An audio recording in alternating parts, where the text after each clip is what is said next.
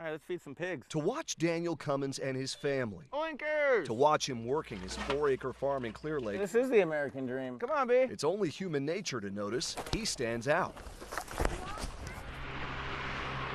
But even in a county that's 88% white and 2% black, You ain't nothing to me. Cummins says no one spoke to him or his family like this until last year. I think it got serious when I had people come to the gate, identify themselves as white supremacists, and then tell me that my family was marked and they were going to bury my children. Those were their words? Oh, exactly. Their exact words. Yeah, that's what all Cummins' wife, Ashley Hathaway, recorded this video of their neighbor's nephew. I knew that somebody else had to hear what they had to say. A day earlier, a dispute about who owned this cow between Daniel and his neighbor, Chris Rhodes, briefly turned physical. He jumped him and beat the crap out of him. Rhodes and his wife, Tina, talked to us about it. While a police report shows both sides declined to press charges over the fight, the Rhodes said the dispute was far from resolved when we sat down with them. Daniel, to us,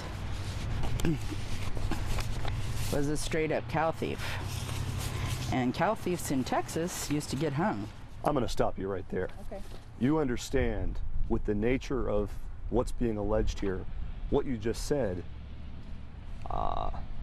would give people some great concern. Well, I didn't want him hung. I just wanted our cow back. The Rhodes say they put up a poster in their pizza shop with these pictures of the cow and Chris before and after the fight with his neighbor. That's when Cummins and his wife say things got ugly. The white supremacists that showed up at my gate told me that they were sent there for me to return the animal.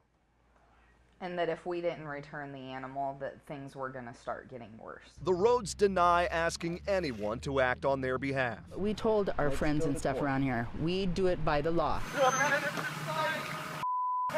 As for this video, the Rhodes say their nephew Josh had been provoked by Cummins and his wife. We shut Josh up. Do they play that on there? Do you regret what Josh said? Yes, Are you okay? we do. No, Yeah. No, I'm we not regret okay what with Josh that. says. Yet the slurs continued online with a message from the nephew that it's far from squashed. Hi, Josh. My name is Eric Rasmussen with KTVU. We left messages for the Rhodes nephew. Josh, I'm going to stay on the public street. I just want to get your take on what's been going on here. But once we found him, he wasn't interested in talking to us. Well, what do you have to say about the threats, Josh? About what? What about the threats? What threat? I don't have nothing to say to you recording me. Another neighbor testified that he witnessed the Rhodes nephew threaten he was going to bury Cummins' kids when the family went to civil court for a restraining order. A judge granted that restraining order against Chris Rhodes, but neither he, his nephew, nor anyone else has been charged with a crime. It's the first we've heard the information about burying Daniel's kid.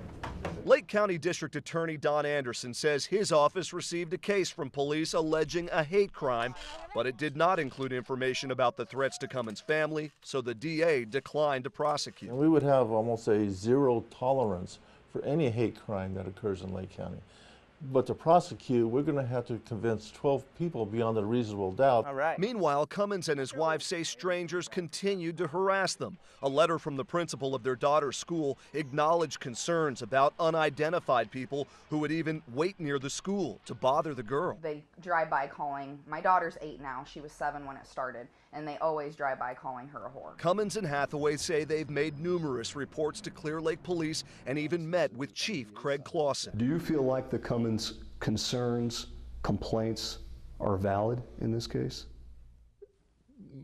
Yes, that's why the report was written and forwarded to the DA's office. But Clausen says he didn't know about some of the most troubling witness testimony in civil court until 2 investigators showed it to him. He says limited descriptions of some of the suspects has hampered the investigation. And that's part of the issue with this particular case is we can't identify some of the individuals. The Rhodes took Daniel Cummins to small claims court over the cow, which he had already given away.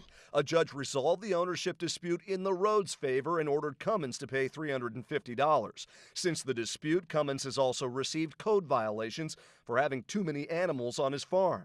You ain't nothing to me. Despite this video and the witness testimony, the Rhodes are adamant that Cummins and his family were never targeted for the color of their skin. He's the guy that called, or boy that called woof, that yelled woof. He makes up all these allegations and all they are is false. False. What would you like to see happen? all of it stopped. For Cummins and Hathaway's kids, it all seems very real. What do they call you? Parasite. This isn't a jacket that I take off. You know, this is on every day. And if it's going unchecked like that, that's a big concern.